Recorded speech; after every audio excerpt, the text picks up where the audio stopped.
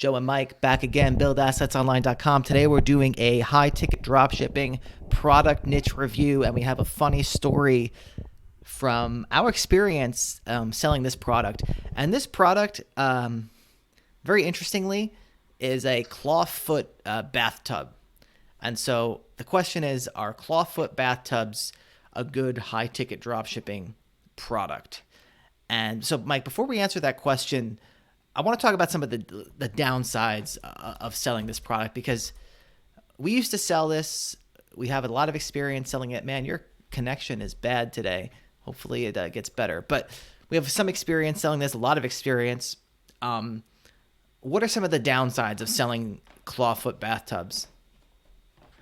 Some of the downsides. Well, I think the biggest thing, you have two things come to mind: the competition level and the size, the sheer size of the unit.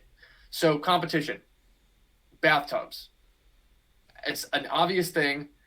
Everyone knows it. And as such, there is a million competitors on it. But we were actually able to kind of niche down and distinguish ourselves a little bit by getting into the clawfoot bathtubs. We also got into like freestanding bathtubs, as opposed to the more common, like the built-in ones that you typically see, that, you put the shower doors over, whatever. So yeah, by focusing in on those, we were able to divert ourselves a little bit. Still a little bit of competition, but the issue with size is this isn't something where, say, you get it in and it's dented or there's a little break on it that you could just, say, replace a part. This is Right. someone's bathtub that they're putting in their home. If you're buying a clawfoot bathtub, you're probably pretty bougie. And so a lot of things can happen when you have those two things mix. Yeah, and I remember, Mike, this was back in the early days. You still had your old car, actually, and I remember being in the car, and we got a call, and this lady was very upset because when people would buy these clawfoot bathtubs, it was often in sync with like a new construction or like a remodeling of their bathroom, Yeah. and therefore everything had to be in place, like the plumbing, yada yada yada. And the contractor, was scheduled to come in, and if the tub isn't there, it can cause a lot of problems. So, needless to say, this order, for whatever reason, didn't get delivered on time or whatever. Maybe it was a No, day. what happened was it got delivered, but essentially it was dropped off without signature, which is not for the protocol for a freight item. Usually you have to sign off and Right. note if there's any damage, etc. This was just kind of left there, and it had some damage to it. There was like change in the tub, like the box was all screwed up, a whole bunch of things. And actually, this person, Wait, did you and say this it is how had? crazy Did you where say? Did you say it had change in the tub? I believe it had like change, Like yeah. it's like a wishing well. Yeah, that's a good name. Um, I like that. so I like that. I, you talked about us answering like customer service phone calls as we're driving, but the first time she made contact was actually probably like 10:30 or 11 at night, and I was in bed, and we got like a Tidio chat with this person, and I'm gonna answer it, so I start answering it, and she starts going off at 11 at night about this tub she got in and all this stuff, and she wants to return it. And we're new to this. This is like, there's no one else to shift the blame onto. We're the customer service person, we're the manager, we're the logistics. So it's stressful. And then we were continually dealing with it, and you were with me when we took a call, and she was screaming, this is the worst company ever. And She was losing her mind. yeah.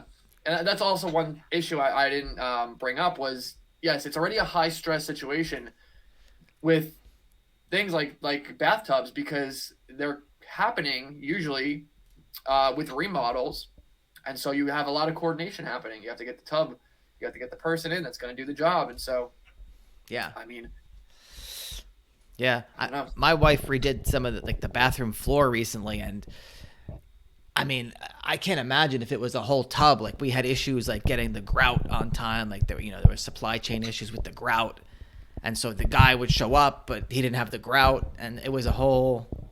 It turns into a whole rigmarole.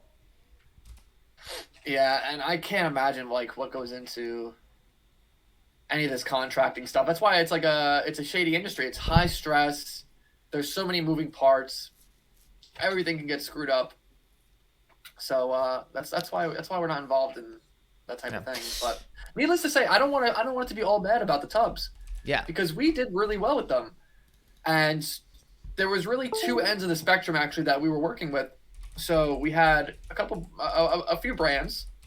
One was more on the lower price side for the industry for a tub, and then we had other brands like we had one that was kind of higher priced.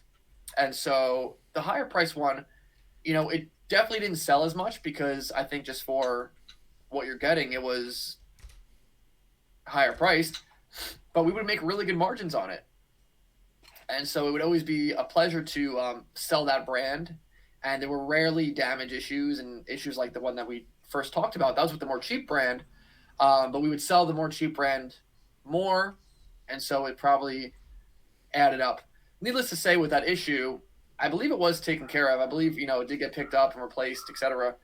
So, all these issues, they kind of work out. And that's why you really need to layer back and not be the one that's doing the customer service and doing everything, because you make decisions that are based off of emotion too much. If you got someone calling and screaming at you, it's probably going to impact your decision making to go and say, I'm gonna go get more tub suppliers. I want more of this, because you're probably not going to want more of it. Whereas if you have someone that's trained in customer service handling that, you can really be less emotional about it and look at the big picture and say, okay, every once in a while we have these damage issues, but overall we're doing pretty well with these.